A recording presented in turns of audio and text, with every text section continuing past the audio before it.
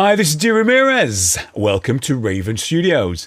Before we jump in, just a quick bit of context. This video is actually a small section taken from one of the full courses over on Raven Studios. Over there, I go into a lot more detail, show the entire workflow, and break everything down step by step.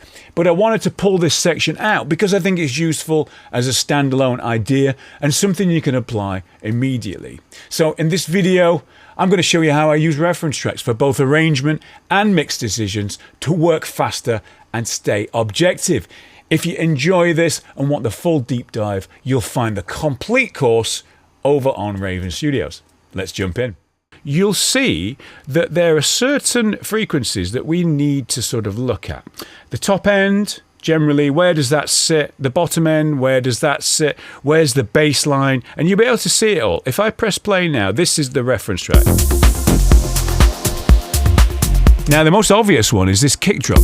That's clearly the kick. You can see it moving. So where is that sitting? Between 40 and 50 at around just over about minus 40. So let's have a look at ours. This is my track. Slightly higher up at like just above 50, that's fine, but the same level. Okay, so I can do that comparison. Now, if my kick drum was too quiet, for instance, let's have a look at this. If it was down here, but I would have to turn it up.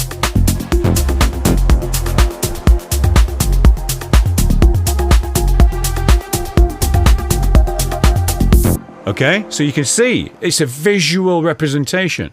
Okay, so also you can see there's a bass line in the reference that's sitting about between 80 and 90 hertz. We're missing that.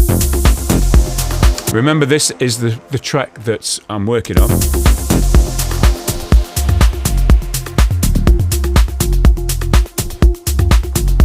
Let's see if we can get that area there. Now, my guess is it's from the bass line. So I would go Shift-I, close it down. I'm going to group all of my bass instruments together, Command-G. I'm going to put an EQ on there. EQ 8 will do in this instance. And I'm just going to go here and just go right, above 100.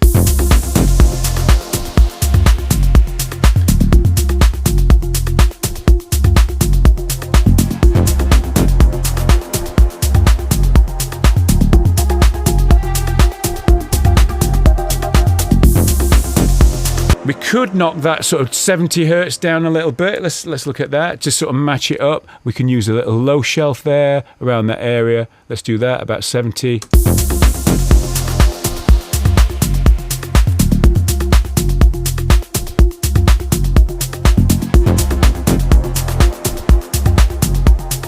Now we've got a very different track here, but you can see what I'm doing. I can see that there's a bit more presence in the bass area around 100 hertz in the reference. So I'm now massaging my bass to try and kind of get that to fit there. I'm boosting the 100 hertz area. I'm lowering the 70 hertz area just to see if it sounds good. But remember, the trick is here. It's got to sound right. If I do all these moves and it sounds weird, that's no good. You might get it to look exactly the same on the graph, but if it sounds funny, if it's not sounding right, that's wrong. So the aim here is not to get it to be exactly the same. It's just to sort of see, okay, there's got a bit more energy there. See, what will mine sound like with a bit more energy in that 100 hertz area? And it happens to sound good.